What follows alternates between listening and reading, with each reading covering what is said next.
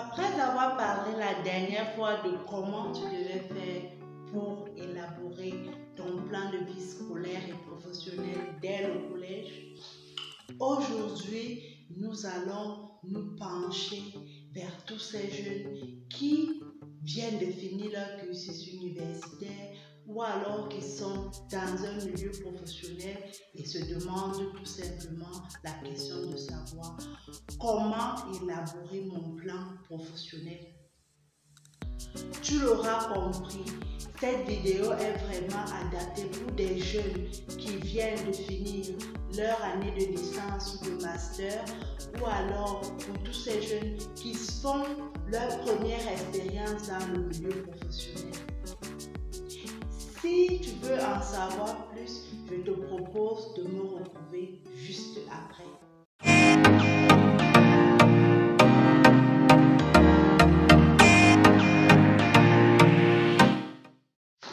Hello, bienvenue. Si tu es jeune, cette chaîne est pour toi. Ici, tu es sur la chaîne Efata Show. Notre désir est d'accompagner les jeunes à avoir les bonnes réponses, les bons outils pour pouvoir répondre aux différents challenges et défis qu'ils rencontrent dans leur vie de tous les jours. L'objectif visé est être des winners et des winneuses dans la life. Comme je te l'ai dit plus haut, aujourd'hui, nous allons apprendre ensemble comment faire pour élaborer un plan professionnel.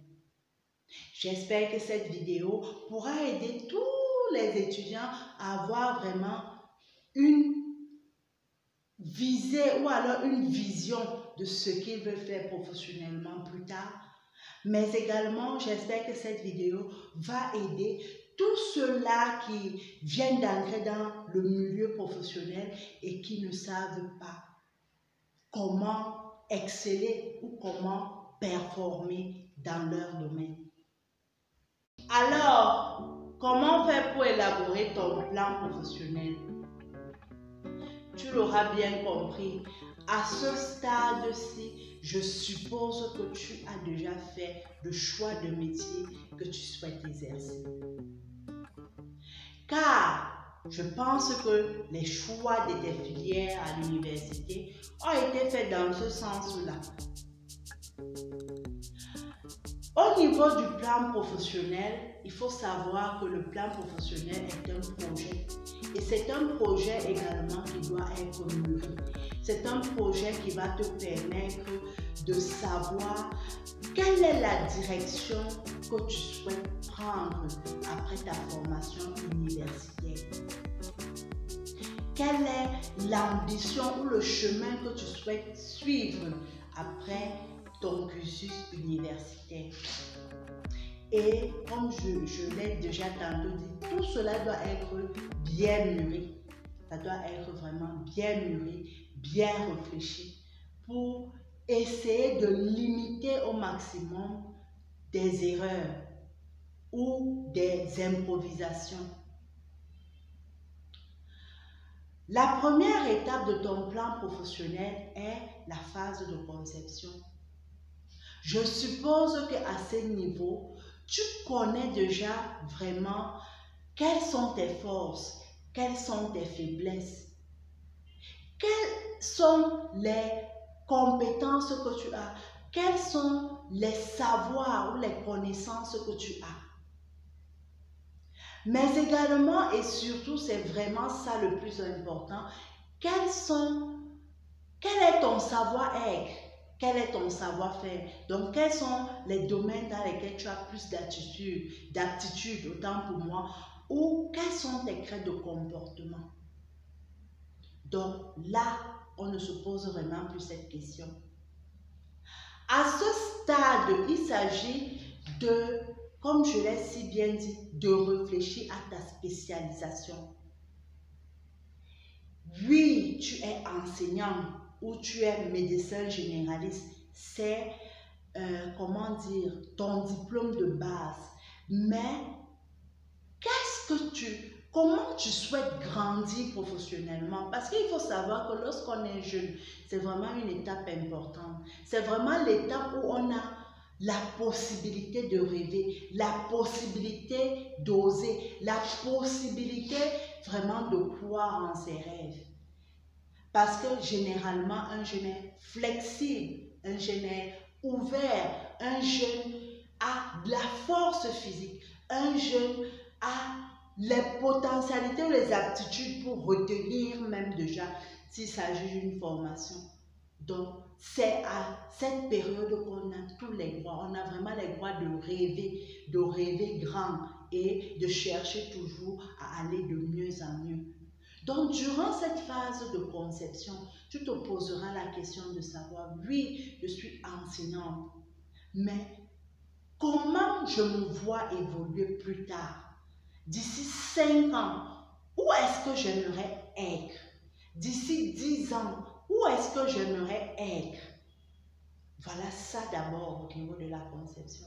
Ensuite, tu vas te demander, qu'est-ce qu'il me faut faire pour atteindre cet objectif que je me suis fixé après 5 ans, ou après 10 ans, ou après 20 ans? Et ici, donc, tu vas réfléchir étape par étape à comment y arriver. En termes de formation, quelles sont les formations que tu vas faire pour te développer personnellement, pour atteindre ton rêve ou ta destinée future ou ton objectif à court terme, à moyen terme et à long terme? Cela passe par la réflexion déjà de la spécialité que tu souhaites avoir ou de la spécialisation du domaine dans lequel tu souhaites te spécialiser. Parce que oui, on n'est pas bon à faire tout. Il est très important que tu définisses, que chacun essaie de définir un domaine spécifique dans lequel il peut exceller. Je vois souvent des gens qui disent, oui, mais on ne connaît pas le caillou qui va tuer l'oiseau, je suis bon en tout. Non, justement, ça pose un problème quand tu es bon en tout. Tu dois être excellent dans un domaine et non être bon dans des petits domaines. Non, tu dois être excellent dans un domaine. Et tu dois donc réfléchir. Oui, par exemple, je suis dans le domaine, je vais prendre le domaine de la médecine et peut-être de l'informatique ou que je connais un peu. Je suis dans le domaine de la médecine. Qu'est-ce que j'aimerais faire comme spécialité ou comme spécialisation plus tard? Est-ce que j'aimerais être cardiologue? Est-ce que j'aimerais être urgentiste? Est-ce que j'aimerais être, je ne sais pas moi, ophtalmologue? Est-ce que j'aimerais être plus tard médecin en santé publique? Tout ça. Mais ce choix-là, en fait, quand tu vas concevoir tout cela, il faut toujours tenir compte de ton savoir-être et de ton savoir-faire et surtout de ce que tu aimes. Donc, à la phase de conception, il faut réfléchir sur la spécialité. Ensuite, il faut réfléchir sur les formations que tu dois faire pour exceller dans cette spécialité.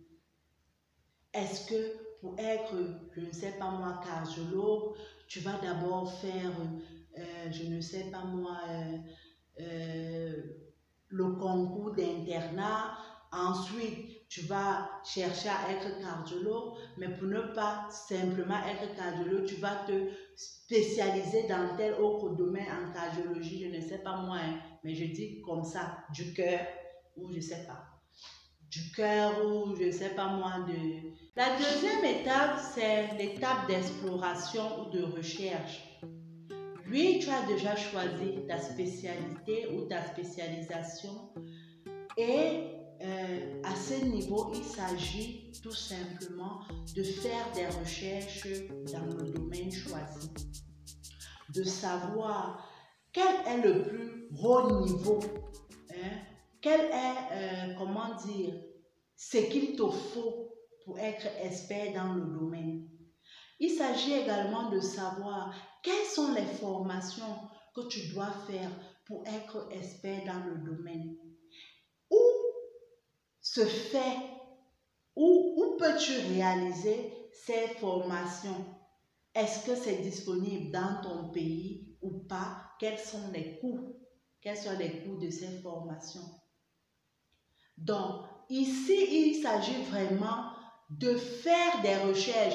Et moi, je dirais toujours qu'il ne faut pas se limiter à un domaine. Il faut choisir à ce stade même 2 domaines ou quoi dans lesquels tu souhaites te spécialiser. Et après cela, peser le pour et le contre de chaque domaine. Mettre des informations, les différentes informations que tu vas recevoir et à la fin, en fonction des cours, en fonction de ce que tu ressens en toi, en fonction de ce que tu aimes, en fonction du lieu de formation, tu pourras donc enlever un choix. Enlever un choix. Mais dans la vie, vraiment, il ne faut pas avoir uniquement un plan A. Parce que quand tu as déjà préparé tout ton mindset seulement à un plan A, au cas où ce plan A ne marche pas, il te sera très difficile de retravailler pour aller au plan B.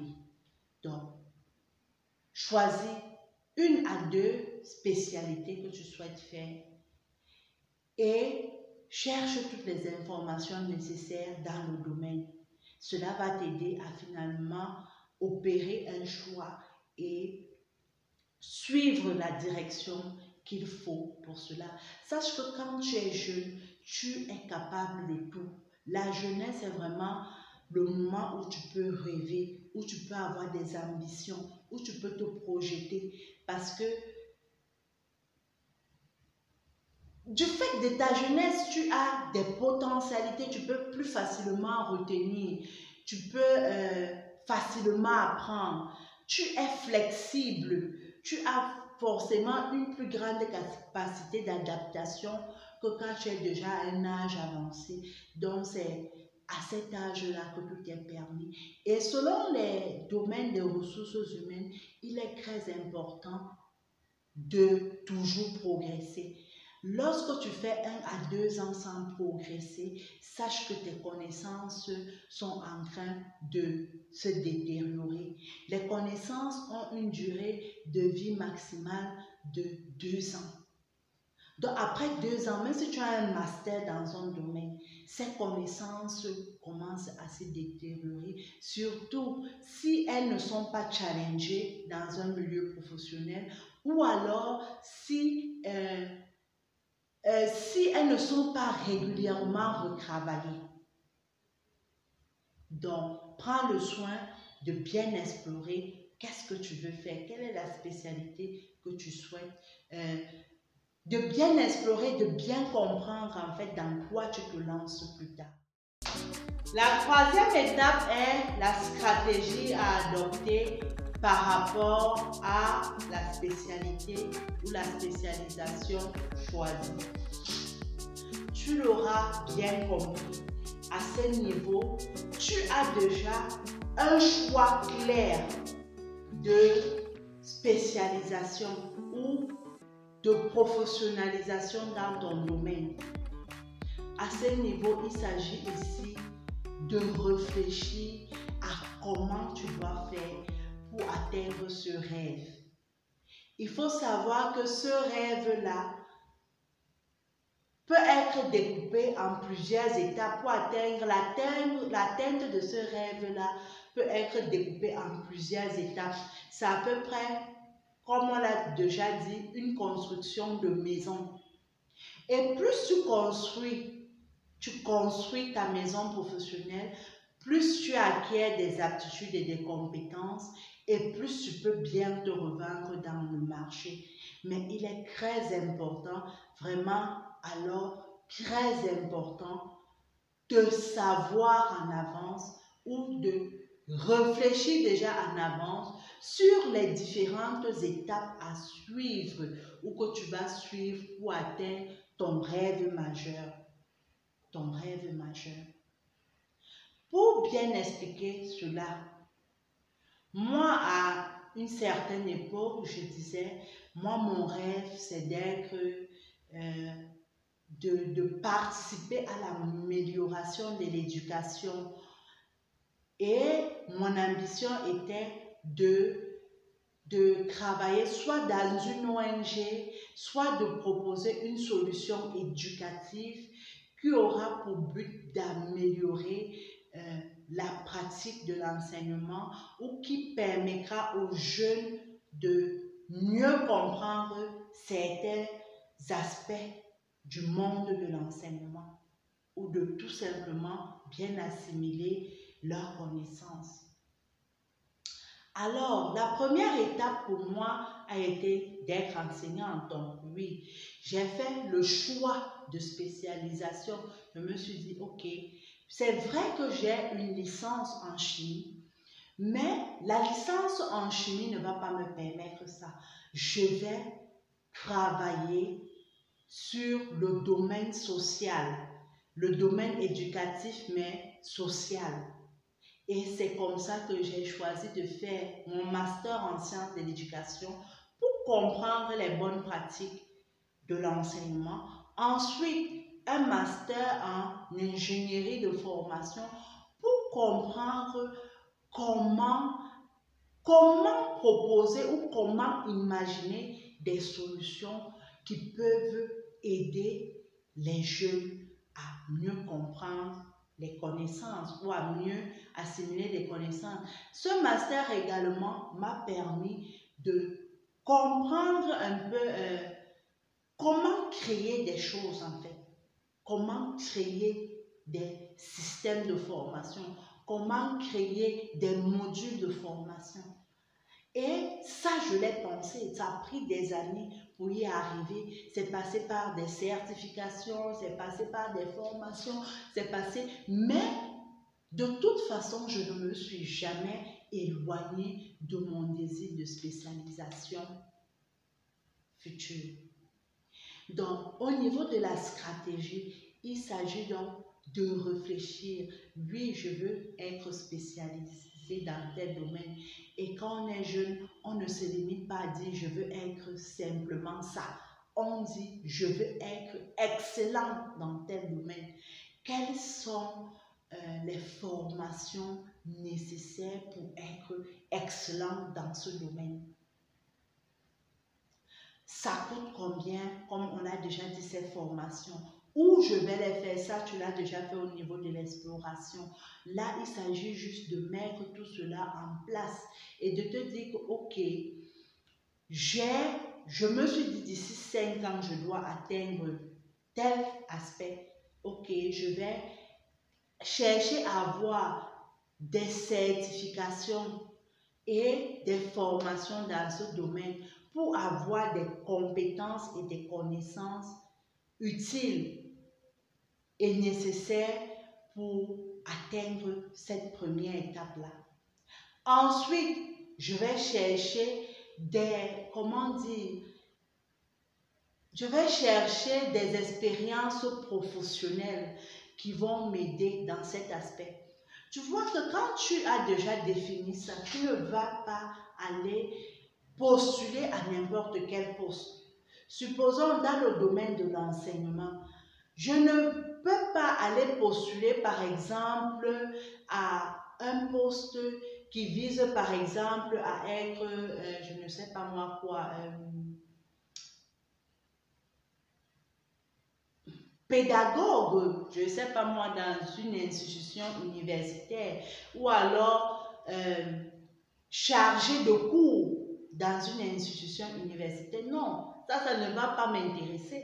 Ce qui va m'intéresser, c'est de chercher des offres d'emploi qui me permettent d'être sur le terrain, soit être enseignante, proprement dit, soit travailler auprès des ONG pour réfléchir déjà à des stratégies pour tout cela, soit alors des postes peut-être de management, parce que pour créer, ça suppose que tu es dans un domaine d'entrepreneuriat, et qui dit domaine d'entrepreneuriat dit que tu dois être leader ou tu dois occuper des postes de management. Donc, c'est à partir de cette stratégie-là, de où tu vas aller, que tu choisis des postes.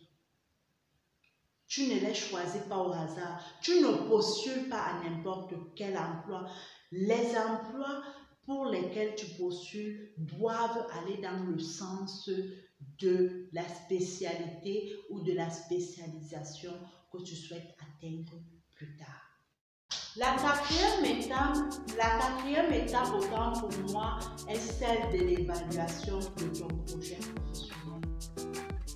Donc, oui, tu as déjà pensé à la spécialisation que tu souhaites faire.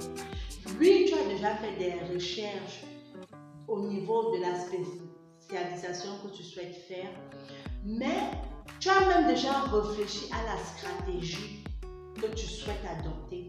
Maintenant, l'évaluation est là pour vérifier régulièrement. Moi, je propose même après 2 ans, si tu es en train de suivre le chemin que tu t'es tracé.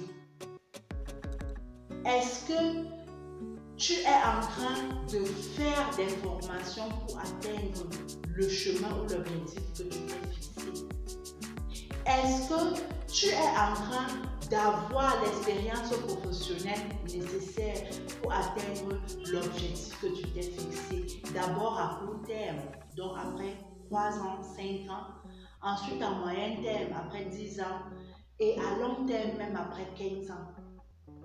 Donc, une évaluation, une remise en question régulière est importante et cela va permettre de te rendre compte de toi. Si tu as baissé les bras, si tu as cessé de travailler, cela sera un peu comme un boomerang. Cela va très vite te mettre, je veux dire quoi, ça sera un électrochoc en fait pour te permettre de comprendre que non, tu n'évolues pas dans le bon sens. Non, tu as cessé de travailler. Non, tu t'es détourné de la voie que tu voulais suivre. Non, tu t'es détourné des objectifs que tu t'étais fixés. Il est très important, à coup d'or régulièrement, même après 2 ans, 3 ans, de te remettre en question pour te poser la question de savoir, est-ce que je suis toujours sur le chemin? Est-ce que je fais toujours les choses nécessaires, les choses promises, comme je me l'étais dit? Est-ce que je me suis découragée ou pas? Qu'est-ce qui m'empêche d'évoluer? Et est-ce que je peux changer cette situation le plus rapidement possible? Voilà en fait à quoi va te servir l'évaluation de ton plan professionnel. Et il est très important de le faire régulièrement parce que sinon, tu évolues et après à un certain moment, tu te rends compte que tu n'es plus épanoui et à un certain moment, tu te rends compte que tu n'as pas évolué et à un certain moment, tu entres dans une spirale où, comment dire ça, tu t'en veux toi-même et parfois tu n'as même plus toutes les potentialités nécessaires pour atteindre ton rêve. Et c'est comme ça que plusieurs personnes ont vu tout simplement leur rêve défiler devant eux parce qu'à un certain moment, à cause peut-être de l'argent, il travaillait déjà, il avait un stage, il était un peu rémunéré, il y avait la pression sociale et tout. Donc, il a oublié ce qu'il avait pour ambition. Il a oublié ce qu'il recherchait. Il a oublié la vision qu'il avait de lui-même. Et parfois, le temps est trop tard. Il se fait trop tard pour revenir en arrière. La 5e étape est l'étape d'ajustement.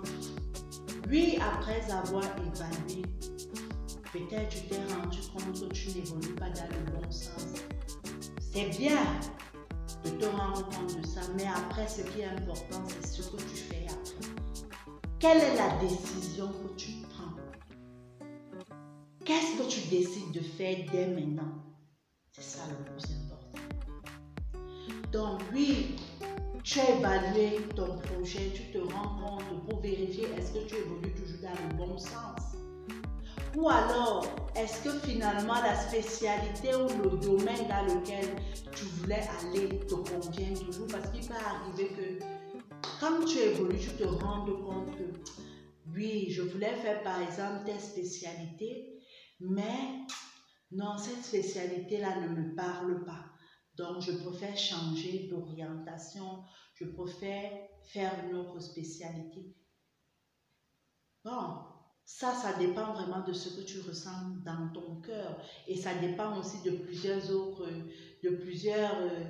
autres aspects. Par exemple, est-ce que financièrement, peut-être, tu t'es rendu compte que financièrement, il te sera très difficile d'atteindre cet objectif premier que tu t'étais fixé. Donc, tu essayes de revoir quand même à la baisse tes prétentions, tout en visant toujours l'excellence dans le nouveau domaine que tu as choisi. Dans la vie, comme je l'ai dit, l'objectif premier est d'avoir un emploi, de travailler, d'exceller dans le domaine dans lequel on exerce et d'évoluer. Donc, si très vite, tu te rends compte qu'il y a des difficultés à évoluer ou alors que ce que tu as fait ne correspond pas au métier, aux besoins de l'environnement, très vite, il faut changer. Il faut changer. Et c'est ça l'un des gros soucis. Beaucoup de jeunes sont en état de chômage aujourd'hui parce que très vite, ils n'ont pas shifté. Très vite, ils n'ont pas vu que la direction qu'ils avaient prise était la mauvaise et qu'il fallait très vite passer, comme on dit, à un plan B, shifter, chercher une proposition qui marche. Parce que quand on acquiert des compétences, c'est pour résoudre les problèmes de son environnement. Si maintenant tes compétences et tes connaissances ne permettent pas de résoudre les problèmes de l'environnement, eh oui, tu chômeras tout simplement. Tu n'auras pas d'offre dans ce domaine, même si tu es excellent, tu n'auras pas d'offre dans ce domaine. Il te sera très difficile, à part vraiment de shifter dans le domaine de l'entrepreneuriat, pour dire que, ok, je n'aurai pas d'offre d'emploi dans ce domaine, mais moi-même, je décide de créer une offre. Et là encore, il est très important que ta proposition réponde aux besoins de ta société. Parce que quelque chose qui ne répond pas aux besoins est tout simplement quelque chose qui est hors sujet. Et tu pourras déprimer, tu pourras te sentir mal, mais c'est tout simplement ça. C'est juste que ta solution est hors sujet. Vraiment, au niveau de l'ajustement, c'est très important. À ce niveau, tu dois te poser 3 questions. La première question, c'est est-ce que je continue dans la direction que je me suis fixée? Est-ce que par rapport à la direction que je me suis fixée, je suis toujours dans le bon sens? Donc ça, tu as déjà vu ça au niveau de l'évaluation. Mais là, à ce niveau, c'est vraiment quoi faire, qu'est-ce que je dois faire pour entrer dans la direction que je me suis fixée? Et la troisième question que tu dois te poser, c'est est-ce que je change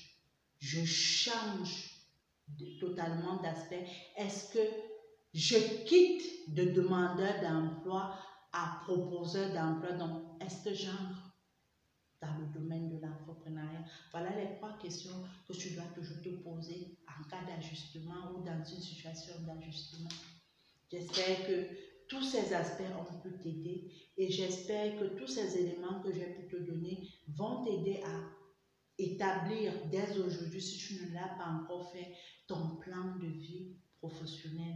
Parce qu'il est très important d'avoir une direction, d'avoir un cap et de chercher à avoir une spécialisation, de chercher à exceller dans un domaine, de ne pas chercher à être fort dans tous les domaines. Non, parce que tu n'es pas un superman ou une superwoman, mais de chercher à te spécialiser dans un domaine précis et dans ce domaine-là, cherche à être excellent, cherche à être parmi les meilleurs et c'est comme ça que indéfectiblement tu finiras par réussir dans ta vie professionnelle. J'espère que tu as apprécié cette vidéo, j'espère que tu as apprécié passer cet instant avec moi. Moi, j'ai été très heureuse, comme toujours, de te retrouver et j'espère que l'on pourra être ensemble dans une prochaine aventure. Si tu as aimé cette vidéo, n'hésite pas à la liker, cela va permettre à des jeunes comme toi de tomber sur cette vidéo. N'hésite pas également à la partager où tu vois, où tu ressens le besoin.